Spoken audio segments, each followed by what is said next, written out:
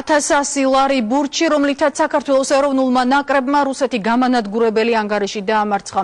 აუქციონი კულტურის ცენტრ მუზაში სულ ცოტა ხნის წინ დასრულდა. რაგბის ბურთთან ერთად გასაყიდად გამოტანილი იყო ეროვნული ნაკრების მაისურებიც.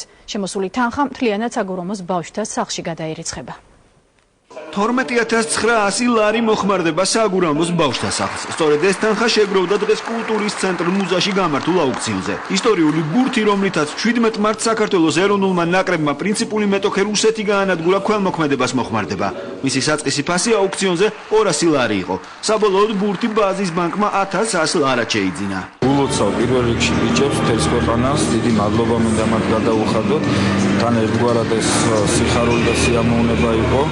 აქთან გამომდინარე გუშინ პრეზიდენტმა გადაწყვიტა რომ მათთვის ამ გამარჯვებით და ის რომ 1000 იღებენ პრემიების სახით სამინისტრო გადასცემს მათ ფულად პრემიებს. დიდი ხანია ჩვენ უკვე რაგბის კავშირთან მესე ვიტყოდი მეგობრობთ და სხვადასხვა ესეთ ღონისძიებებში მონაწილეობთ, სხვადასხვა პრიზები გვაქვს და ძალიან მოხარულები ვართ რომ ამის შესაძლებლობა გვაქვს და ყველაზე მთავარია რომ ჩვენი რაგბისტები ძალიან კარგად ასპარეზობენ. აუქციონზე ბურთის გარდა საქართველოს ეროვნული ნაკრების წევრთა მაისურებიც იყო წარმოდგენილი.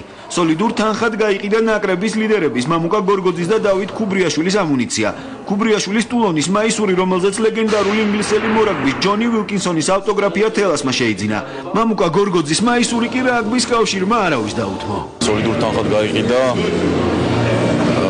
მამუკა გორგოძის მაიკასთან ერთად თანაბარ თანხად გაიყიდა და ავიც მოხარული ვარ პირადად მე, რადგან ეს გადაეცემა ისევ და ისევ უპატრონო ბავშვთა სახლს. მივესალმებით მორაგბეები, თუ კიდე ხშირად ჩატარდება უმეტესესი იქნება და ეს შემოსული თანხა რომელიც გადაირიცხება საგურამოს ბავშვთა სახლის ანგარიშზე რაღაც მცირე დახმარებას გაუწევს.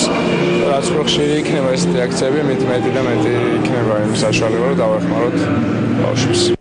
2000 ლარი გადაიხადა კომპანია ბაგრატიონმა ირაკლი აბუსელიძის მაისურში. ეროვნული ნაკრების კაპიტანს მიაჩნია, რომ მსგავსი აქციები ტრადიციულად უნდა ჩატარდეს. პირველად ტარდება ეს საქველმოქმედო აქცია და ჩვენ ყოველთვის გვერდზე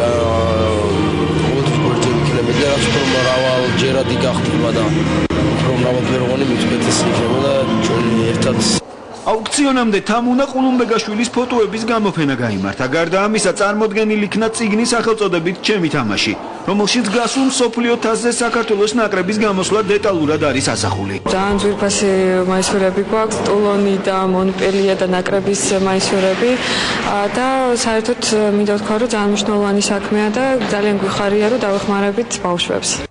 ღონისძიება საზეიმო ვითარებაში დასრულდა. მორაგბეები დღეს საგამოს საკუთარ კლუბებს შეუერთებიან. სამთოში კი კვლავ შეიკრიბებიან და 1000-ის ბოლო ტურისთვის მოემზადებიან.